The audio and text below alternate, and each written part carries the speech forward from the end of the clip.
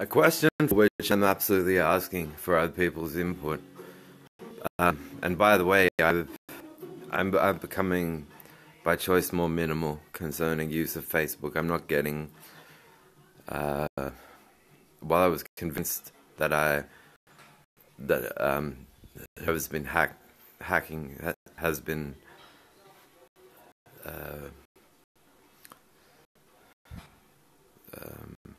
not completely stopping likes and comments. When it comes to my YouTube channel, I'm not getting feedback more or less at all. One question I wanted to ask is what's the view of others concerning whether a person says I'm an unbeliever, or I'm an atheist, but I hope, or I harbor hopes that a religion may be true, because I consider that to mean, what does it mean to say that you can emotionally want a bunch of propositions that are so immense as to change, constitute a change completely of the shape of our planet.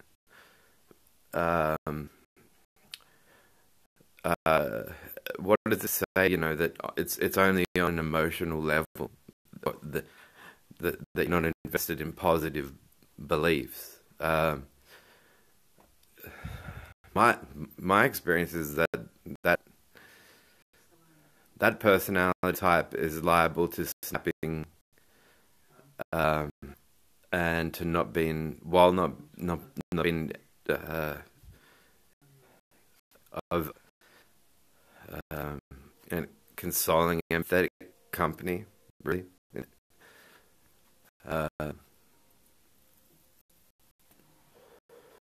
Because how do you say, when you deconvert, you unpack what a church has taught you. You sort back through the propositions, and you unpack, and in place of what the church's educatory propositions were, you have now unpacked them, and they're described as something else. So if you can if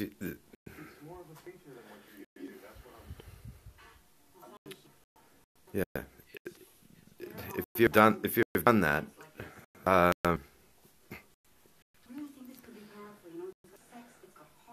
how do you want to, like, I read of an atheist who would say that even if it was empirically demonstrated to us, like that God,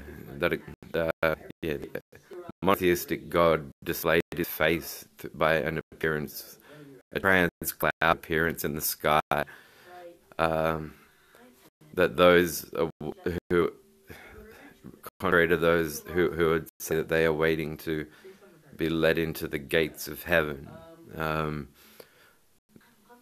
because of the moral character of the God of Judeo-Christian religion, he would rather piss in his God's face, go to hell laughing, rather than be in the company of such a deity. Because this deity's morals, all of the prophets, kings of Israel today, would be deemed the most obnoxious psychopaths.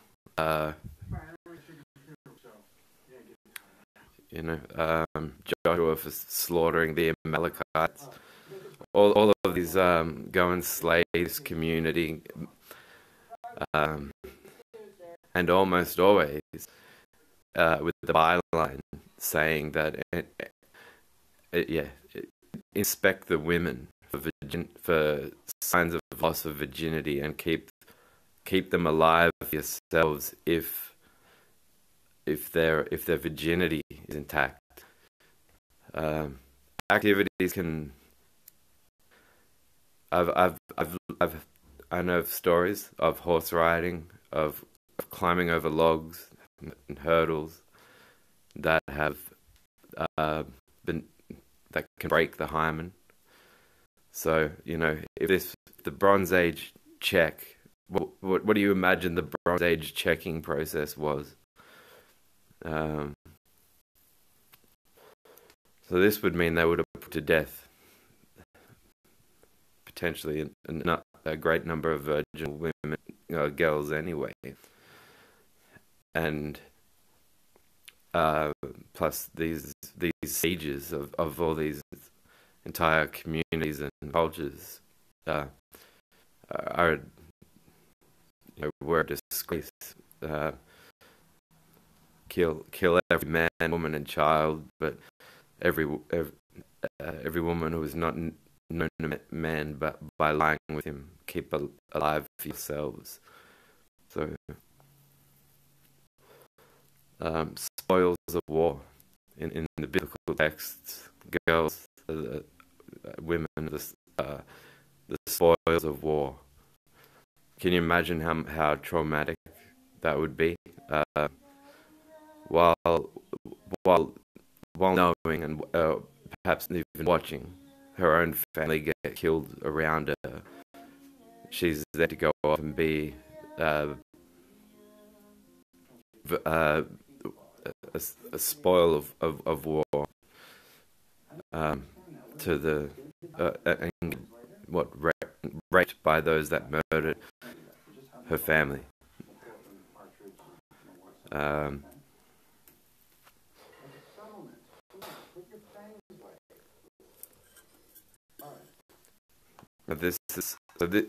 So these leaders that you were told, went and slayed these communities and populations in glorious servitude to the God of the Abrahamic religions.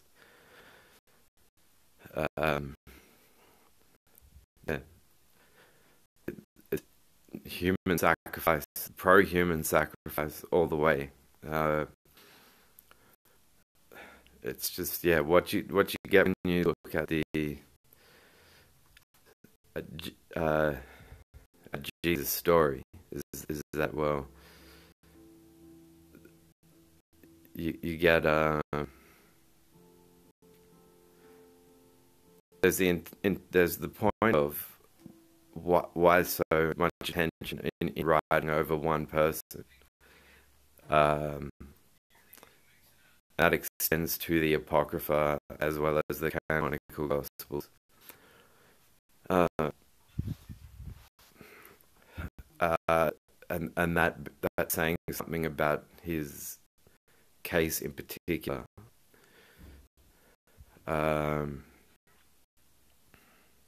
What I'm not introducing is that this was a supernatural. Well, supernatural in the sense that I really only understand the word supernatural to mean pending explanation in naturalistic terms, not bound to be beyond naturalistic concepts altogether, as in the God of such and such religion is supernatural and for all time it is going to be supernatural. So it's a binding word in that sense, because it's saying this is going to be beyond. This is not pending a naturalistic explanation. This is bound to be never understood. And so since you got John's Gospel as the one that's evidentiary of the greatest conceal. Um, it is evidentiary of the greatest concealer, in that this God, who is a moral atrocity already, is said to have incarnated as the Jesus, in Jesus in flesh, that you read about in John's Gospel. So that's actually one profound reason as to why there won't be a single word of discussion about his humanity and the nature of his sexual health identity. John's Gospel representing his incarnation of a God whose assortment of crimes makes you sick just to read about. You're then told, well, now he's incarnated in human form, and that will go well. So there's much to explore and understand, even if you're an unbeliever.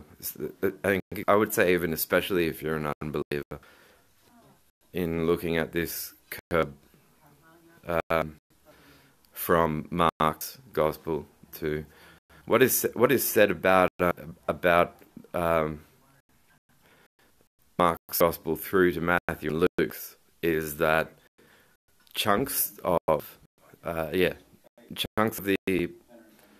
papyrus coined Greek symbols with which these older Gospels were written, that there's line after line after line after line after line of repeated exact symbols that they know that whoever wrote Matthew and Luke's Gospel wrote them while in possession of Mark's Gospel in its original language of coined Greek.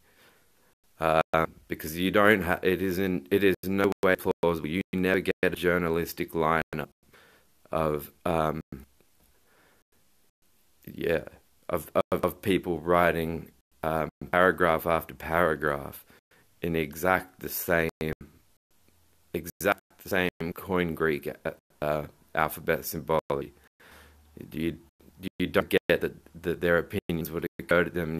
And even if the same opinions were to occur to them, you would not have them spelling them in the exact same alphabet. So these chunks from Mark's Gospel are repeated.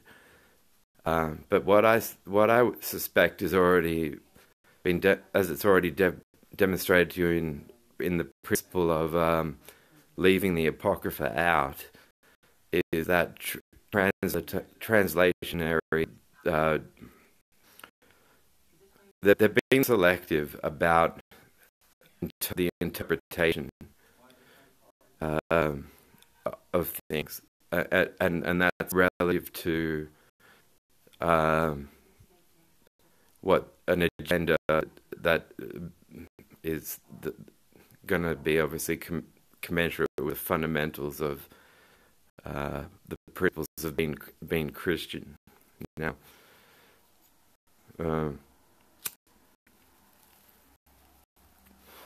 for instance, it's Thomas who gets backpedaled to being the guy who's like, well, look, if Jesus is back from the dead, and he's got a wound, let me see the wound. And then, Jesus is like, you can poke a hole in my wound if you want in this story. And because that story is told to represent that doubt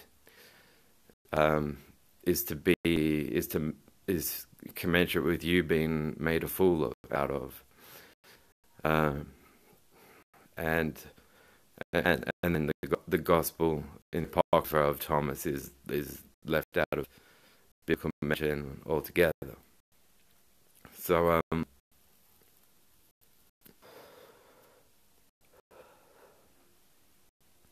yeah. So you get this curve shows that his unjust charge by merit of an unfair question from a dispatch that resulted in his execution is after two gospels written 10 years afterwards. So the recurrence of all the symbols in the original Koine Greek shows chunks of marks repeated here, chunks of marks repeated there, 70 to 90% in the Gospels of Matthew and Luke. So yeah, while they were writing Matthew and Luke, it's all the authors of Matthew and Luke. They had the same source between them. They had Gospel of Mark. It's even arguable that because of the spreading around of the Gospel of Matthew and Luke, that certain people who had copies of the Gospel of Mark had them interpolated to insert the resurrection claim, which in the oldest and best manuscripts of Mark's Gospel, it is completely absent of Mark chapter 16 in its entirety, or perhaps the latter part of 15.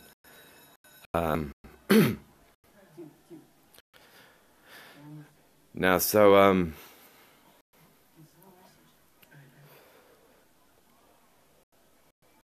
yeah, to take what was the unfair accusatory question, and then represent it later that Jesus is God incarnate, plus bearing out that accusatory question as a title of himself that he's wearing with pride and is proud to wear and has been sent to earth to fulfill.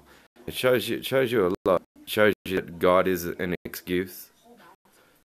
It shows you that if this kingdom, the kingdom back then. So what I'm astonished at the reactions I get for I've said what I've said in relation to Bronze Age kingdoms. But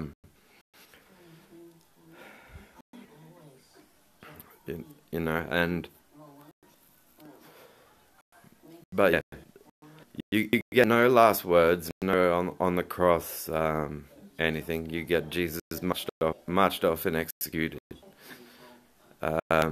in the Gospel of Mark.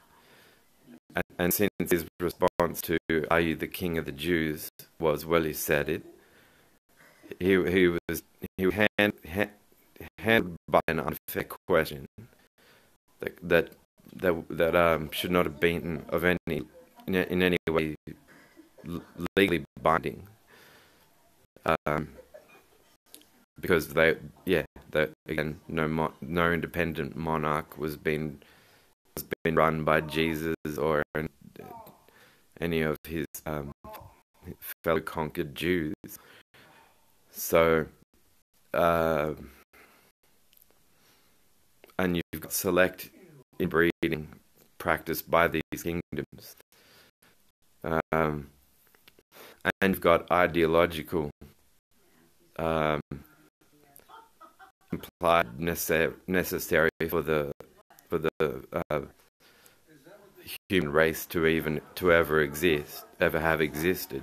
You owe your existence to the original sin was an incest. It was an apple, eating an apple.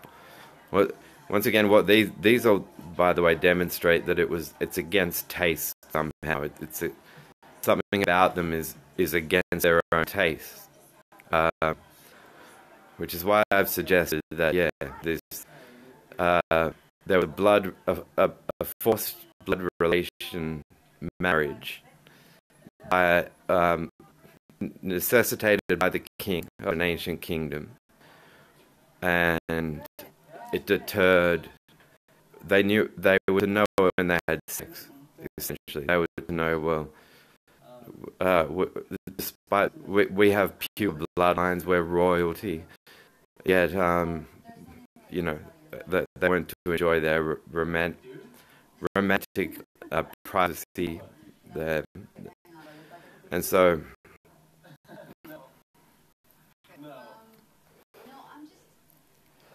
yeah, yeah. So the male, who's the one, it would also have been males that had the authority to orate to scribes to write things down.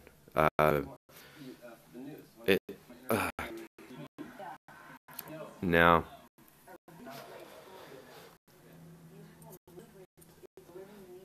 yeah, I think from his point of view that there was one less rib in the rib cage of males. Was his way of not disclosing the whole truth to a scribe, but also that he during any act of oral sex between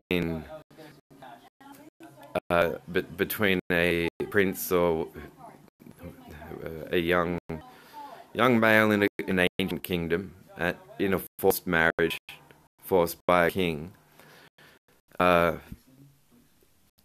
we would not enjoy sexual contact of any kind, and so I have suggested, to obstruct a view of his own oral sex, maybe imagining the woman to be someone else. He's pushing his rib cage forward and pushing his rib cage forward so much that it's to obstruct the view of the oral sex. Then bears out in the creation story of Genesis, because how do you wind up saying women everywhere owe their existence of their gender to a removed rib of a male? It's to say, from the very first woman who ever to exist, her entire worth, her entire existential worth and value, and how and why she exists, is something to do with the removed rib from a male. It's again disgusting. And so what I've suggested is, these sexual activity between those involved in forced marriages in kingdoms that were inbreeding, meant that constantly things were just not to their taste. And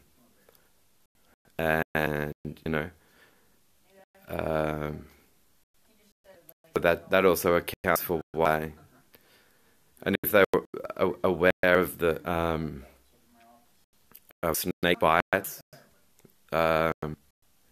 poisoning people, then once again, the representation of the snake as tempting Eve to eat the apple. That's counter taste,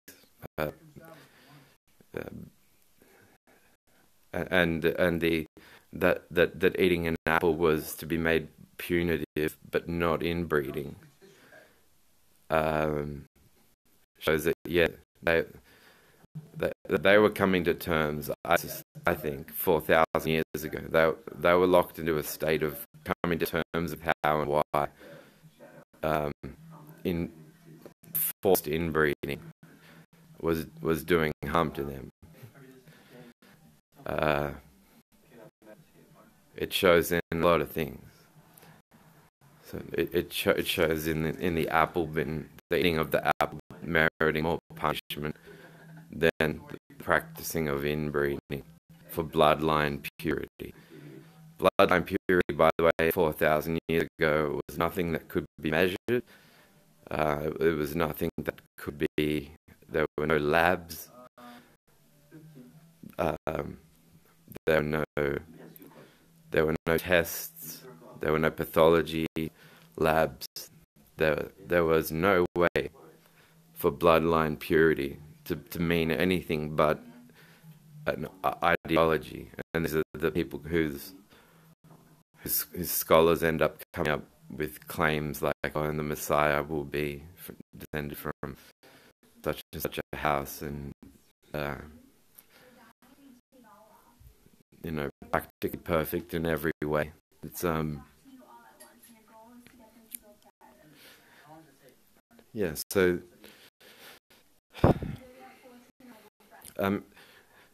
it is said that the time span goes from about 70 AD through to 95 AD. So you already have the oldest gospel about Jesus is have been written 37 years after his execution. But if you think back to a time when perhaps the only way you would hear literature was if someone who was connected to royalty was to stand looking over you, looking down at you as a bunch of gathered people, unravel a scroll and saying, "Hear ye, hear ye," and that was the only way that you were to really hear words and hear of new words. Then it's quite conceivable that and more possible that things Jesus could have said as a human were easily committed to memory, and it could be that they crop up and recur in some of the latter gospels, or that within that 25-year span he already become a symbol of hope for a better way to live amongst people, various other people. So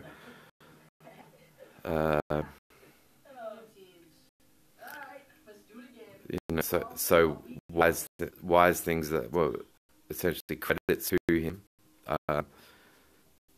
were being said in his name and said to have been said by him personally in these later gospels. That's possible. If there was a desire for better articulation, better ability to speak, just think what it could mean back in the Bronze Age to encounter writings or sayings and teachings that were, when you have no technology, when it's potentially a crime for you to be caught with a quill and papyrus manuscript, that your family might be executed if you are, to retain just talk that's wise. The wisdom would have been somewhat more impressive to memory as to last, but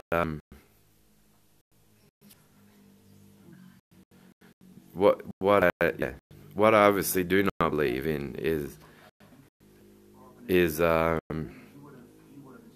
I do believe that his speech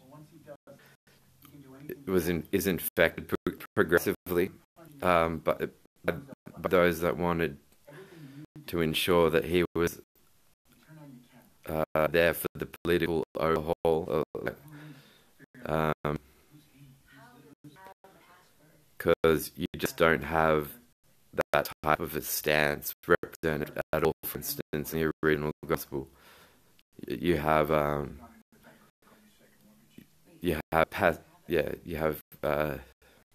verbal passivity after he goes, "Well, you said it," which once again, it's presumptuous of you, given that you are aware this was the first written gospel, it's presumptuous of you to go, well, then that's a yes, because of these other three gospels. No.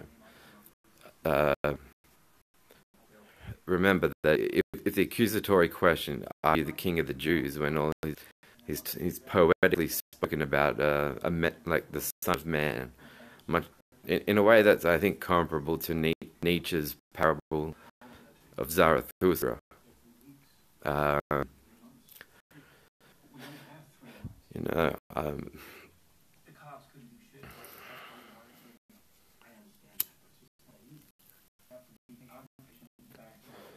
the works of people like John Remsburg, a book called The Christ, a critical review and analysis of the evidence for his existence.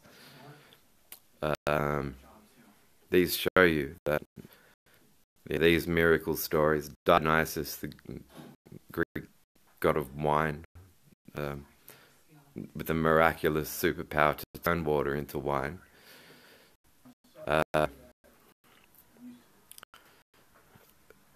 So I see it as, yeah, the establishment of an anti-political front. Not that these progressive writers were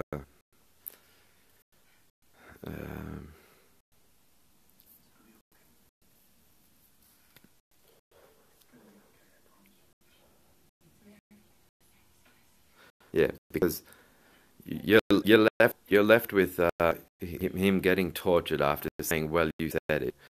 So an improper accusatory question followed by no confession, and then ensues the torture, the lashing, the marching uphill, suicidal thoughts and feelings would be induced by force of that, because he hasn't been given the chance to have his say.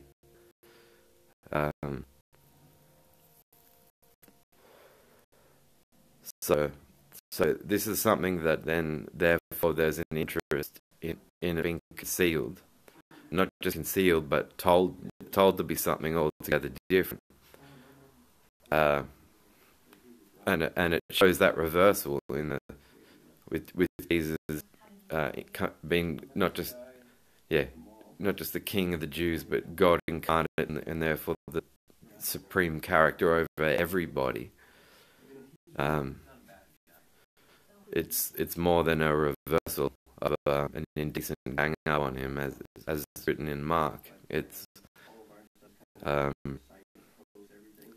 let's reverse. Let's put an absolute reversal on this, because that's going to exonerate the kingdom that had him put to death. So because of his mannerism, his interpersonal etiquette, the people, I think, would have been aghast to his being executed. Thoughts of,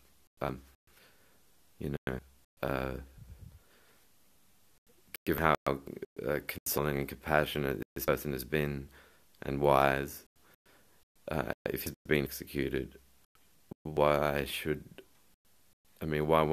aren't going to come after me next? Would I think would have been a popular thought, but as would a distrust in the kingdom that were the authorities that were ordering these executions. So they have the interest in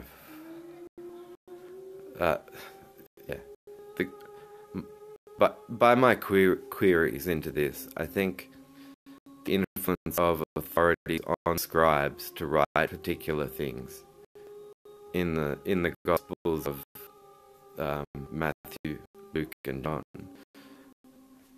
because it ensured gains that would only really benefit authorities.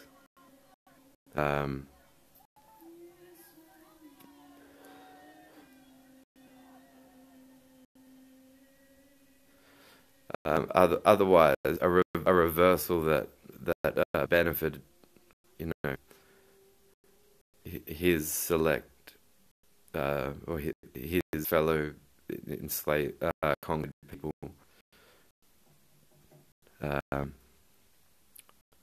And plus, you know, you have this gets followed up with a bunch of people voluntarily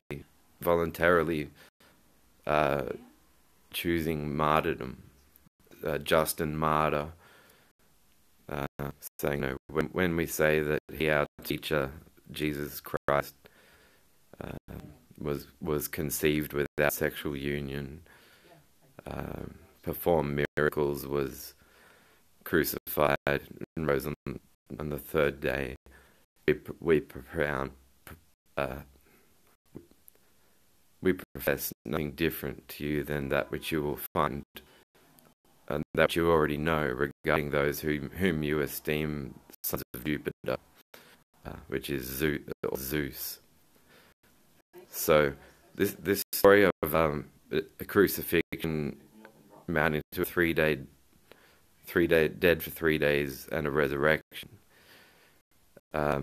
is a narrative going around everywhere, and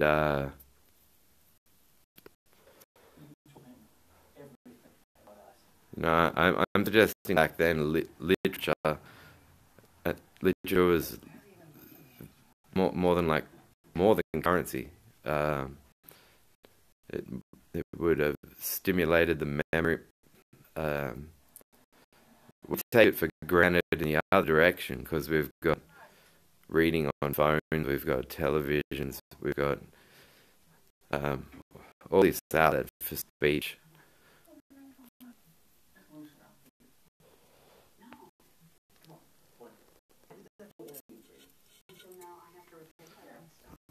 So yeah, people's ability to commit to memory things he might have said, and then start coming forward to scribes, even decades later. I think could be. It's certainly more likely to have been a real true possibility in the Bronze Age than it is a single miracle, claim.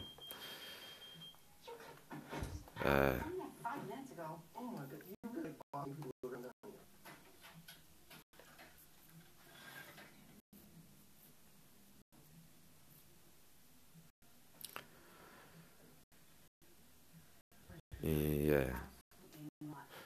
Now, I also think I'm a believer that in the idea that the Apocrypha in its entirety should be included in the biblical canon. You've already had if you think about this claim that is made that Jesus is present to fulfill, the Old Testament, and yet you have had committees amend and append the Old Testament, then you've already changed comprehensively what Jesus was, what you're saying Jesus was sent to seal on. So you're already you've already made a puppet of him.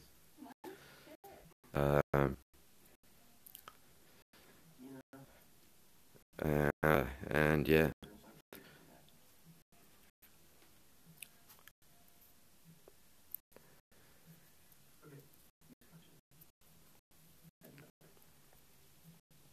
But yeah, so long as this religion's there, so long as you're told, oh, it's a freedom, actually. I'm offended actually by the use of those words, freedom of religion, because right to choose a religion is more appropriate, but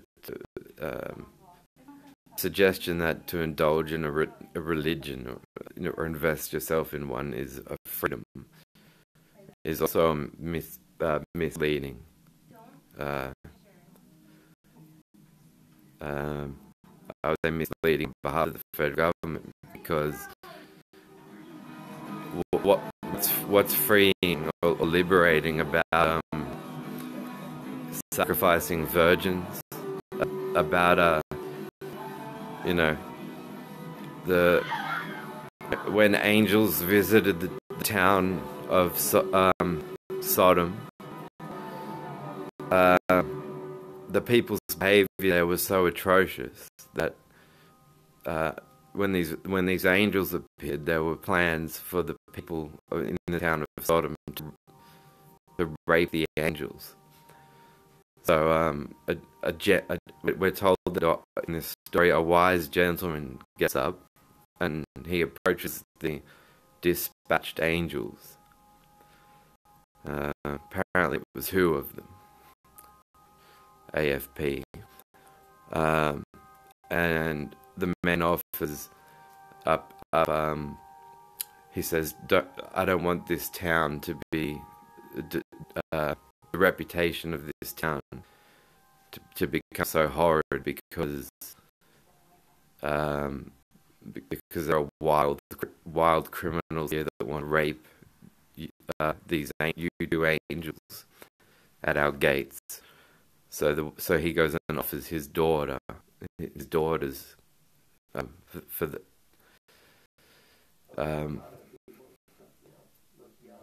so yeah, he offers his daughters to the rapists to get raped, so that the reputation of town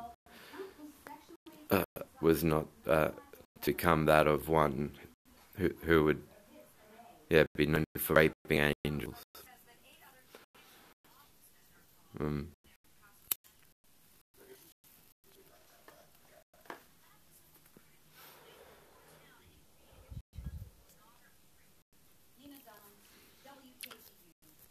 But yeah, so John's Gospel's written around 95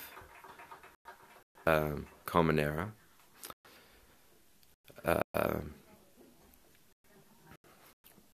And you have the verbatim. You won't find it clear in the English translation. So, but I think that's the proof that there will be deliberate obscurations in the obscurities in the translation from the original language to the English.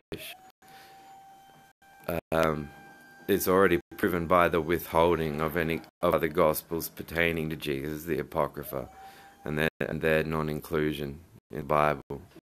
So they're not even saying we won't let that. They're not even saying we'll let you make your mind up. Instead they're binding with concepts like this is the word of the perfect, infallible word of God. That already flags you with deliberate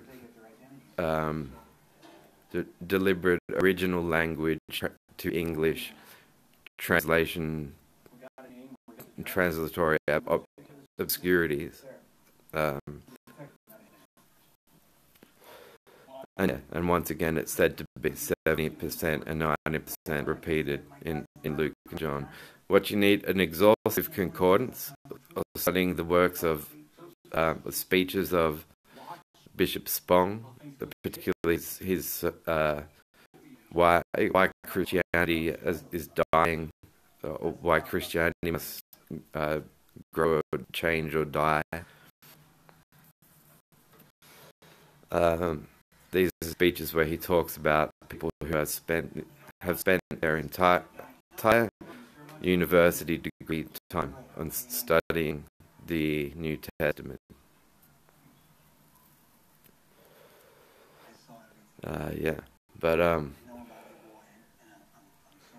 So if anything bombs the humanity of Jesus, it's really more the Gospel of John than anything. What you find happens in Matthew and Luke's.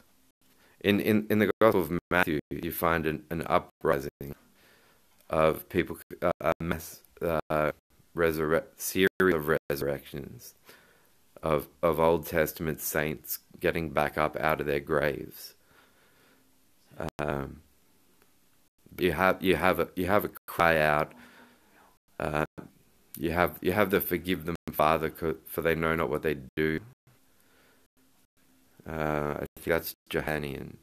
Between Matthew and Luke, in one he's to cry out, Eloi, Eloi, lama sabachthani,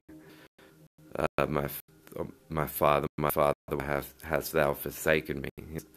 His last in sentiment, his last words are like, "This is a tragic. Help! I'm, you know." So he thinks that God was to come and rescue him directly, and is then crying out that he's been forsaken. But then you have all the sentiments of the other one between Matthew and Luke is he's going into thy hands. I commit my spirit, and he's like talking like he's achieved a goal, or that under the circumstances of his crucifixion, he's voluntarily investing his spirit in the hands of God. And but then the next gospel would come out. He is God in human form. So it's not just a progressive cover up. It's also it's also obscurity. It's obscurity to theologians. That we have so many denominations of this religion.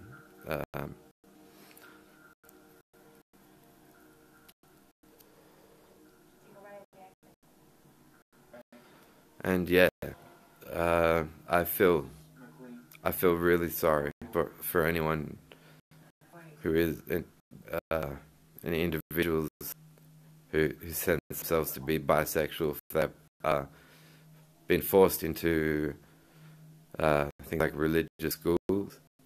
They're going to be taught fusion, like that love is suicide.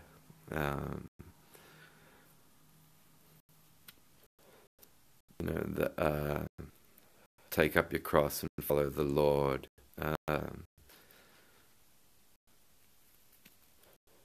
To follow the Lord is to go up a hill feeling suicidal.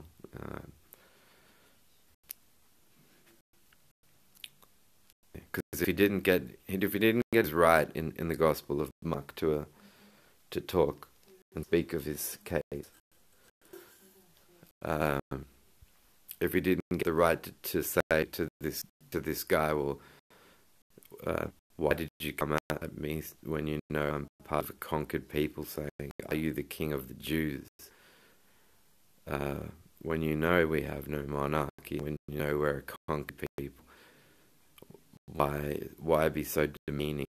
Given we're already in not so good circumstances. He never get in saying, well, you said it. It shows a lot of possibilities. It shows him feeling a sense of verbal entrapment. Him that he doesn't comprehend the question properly. And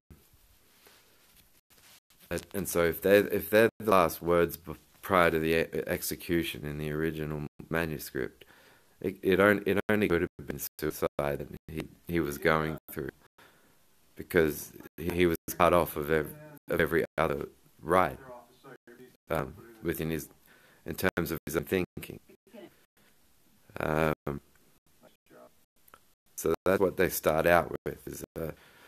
But they've made sure Mark is inserted after Matthew's. so that even though it's non-chronologic, it's indexed, and it's contents wise, it's one's yeah, they're placed in the wrong order. Matthews should follow with datings. The datings are made explicitly known. Yeah, but it's their evidence too in taking the inappropriate accusatory question that uh, precipitated the execution of Jesus, been turned into Jesus as the incarnation of God, and wearing this inappropriate question as a title with pride, is evidentiary of a kingdom wanting the people's adoration back, wanting to get away with an unjust execution, and because of it, because of the love that Christians place on the narrative, you see these social science write-ups, mental disorders in principle are related to genes, and then why is it even that categorically the bisexuals are picked out and said to have all these mental, to be prone to all these mental disorders that in principle you say come from genes, when we aren't all of this exact same family tree. And the write-up is the same as that of a family that suffers from any form of retardation, any syndrome. You're showing that your epistemology, which is the backbone and formula of your thinking, is this story, and exploiting this story, because you'll be able to destroy and herald the rural nation of the livelihood of any bisexual you target, while making it, while knowing that in the public view, those that have any kind of emotional hope for Jesus to return, for the gospel's supernatural claims to be true, for Christianity to be true, are gonna have the view obscured or find destruction of any bisexual amazing.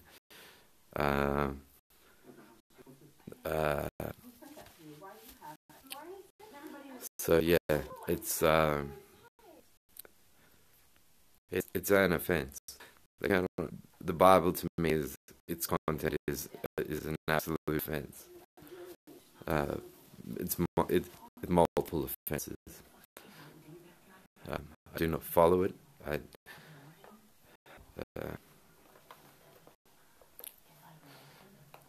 Yeah.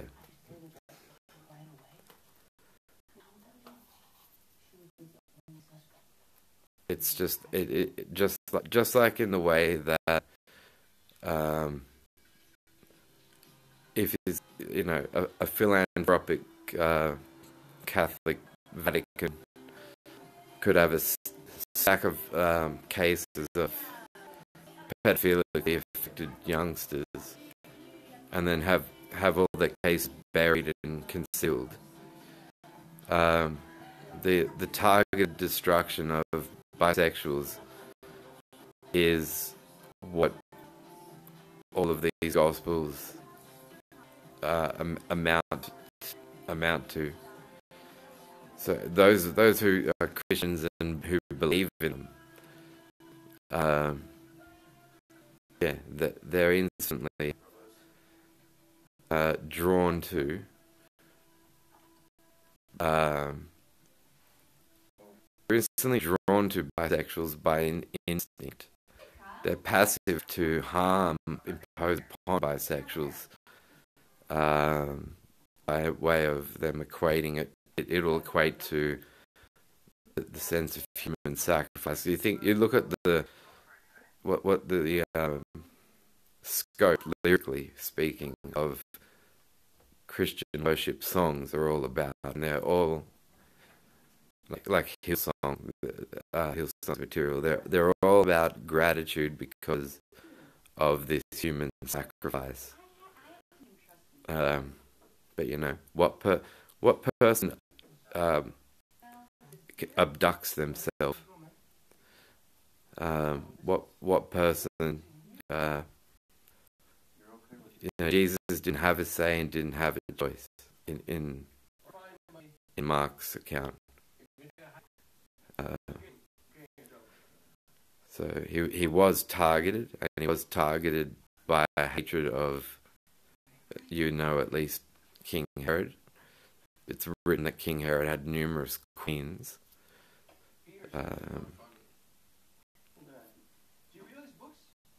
So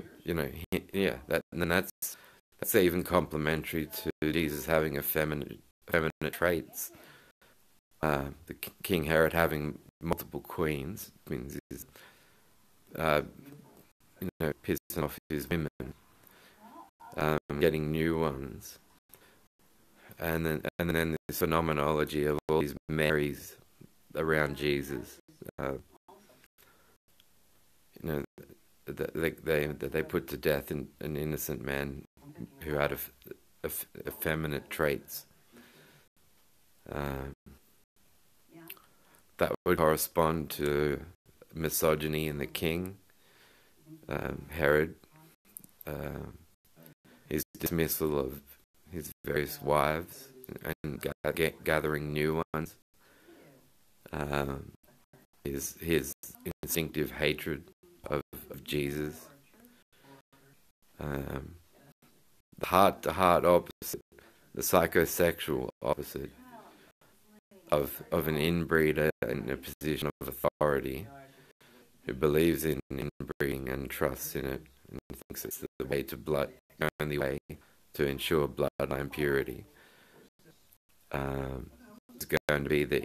Is going to be targeting a non-inbred, and you see killing and then romanticizing the killing will give them kicks, basically, in terms of Jesus being a psychosexual opposite to an inbreeder kingdom.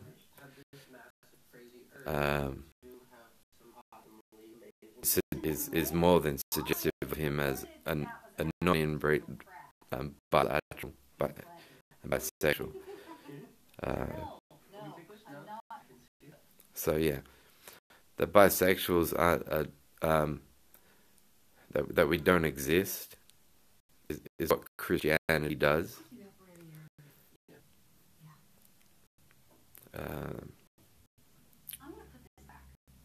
And on that account, I share the view of Christopher Hitchens that he enunciated many years ago, that the most dangerous and poisoned manner of thinking and language is religion, and in particular the Abrahamic monotheistic faith traditions.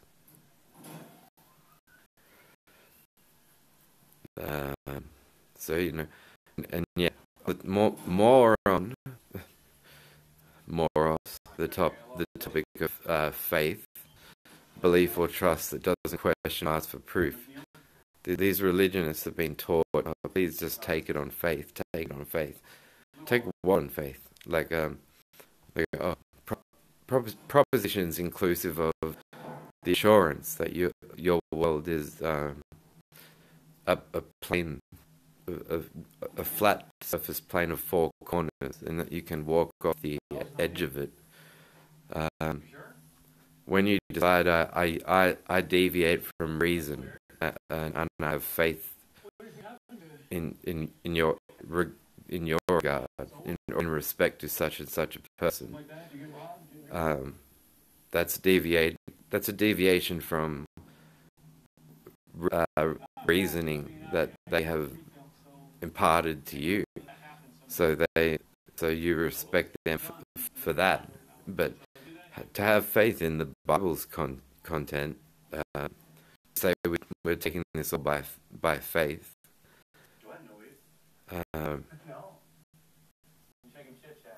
It's complicity with terror, with various forms of terror.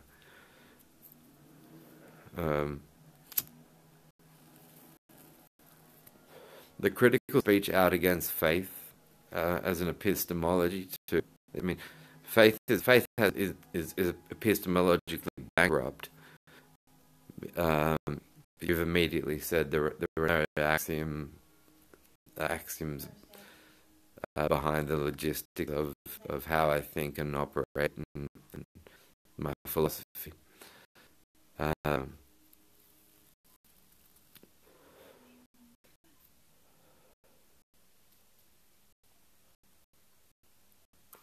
And that's why I consider art the best and only form of spirituality that genuinely that is left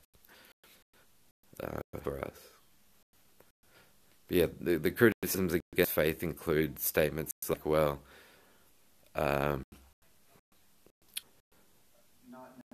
you're saying you're to believe in because of the lack of evidence, or in spite of evidence.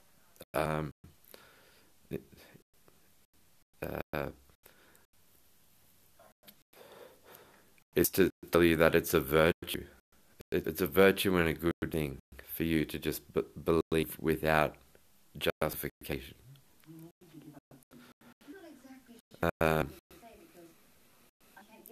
So that's it's instant. Everything is entrapment of the way you think.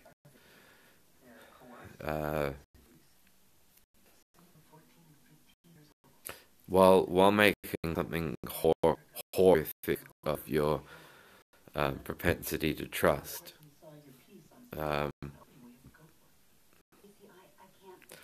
Yeah, that horrifying, as in like WHORIF, WHORIFING.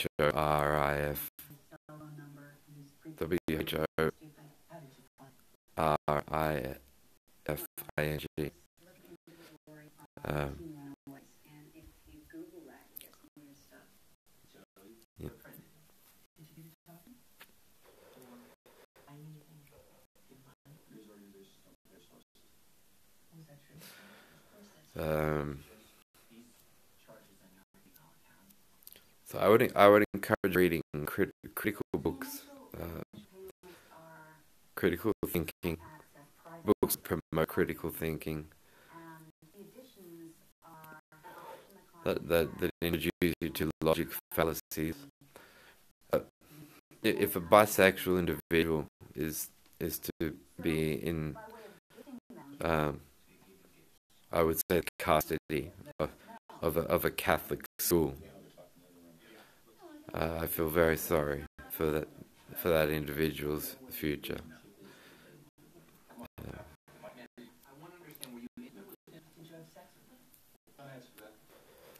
So yeah, I actually believe religious schooling is a form of danger. The fact that the brain is just beginning to bloom in terms of learning at that age. To have if you have a bisexual as a student in a Catholic church, in a Catholic or Christian school. Um, yeah, that is fuck terrible for you to put that on them.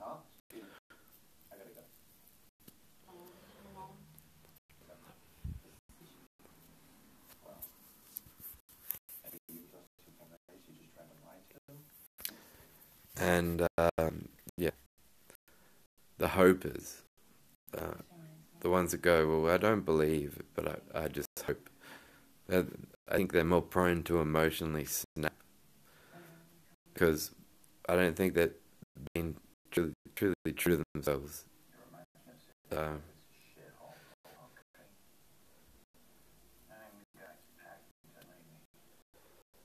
and not being consistent, certainly in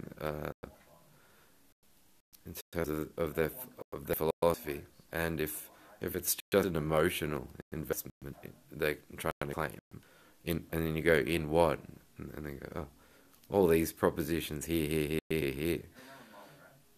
I mean, what could at least do with the Bible uh, is that those at the committee of the assemblage of the Bible do away altogether and get churches to do away altogether with this concept of the Word of God, because it's a speechless assault on logic, and it's deceptive on the basis that it's concealing the committee is choosing which scrolls and which interpretations they favor, and you